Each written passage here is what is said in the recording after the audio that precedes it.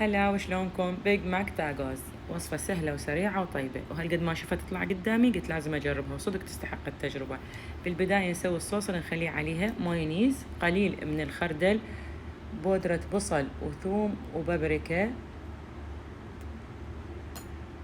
راح أضيف عليها مخلل خيار ثارمته ناعم، قليل من الخل الأبيض. أخلط كل هاي المكونات وأخليه بالثلاجة حتى يبرد. هسه نستخدم خبز الصاج، خبز التورتيلا الحجم الميني الصغير، وأفرش عليه اللحم المثروم، لحم بقري وغنم مخلوط، ورشة ملح وفلفل أسود. مقلاة حامية على النار، راح أضيف الخبزة من جهة اللحم تتحمر عندي، بعدها أقلبها على الوجه الثاني حتى تتحمر، وأضيف لها قطعة جبن وأغطيها حتى تسيح.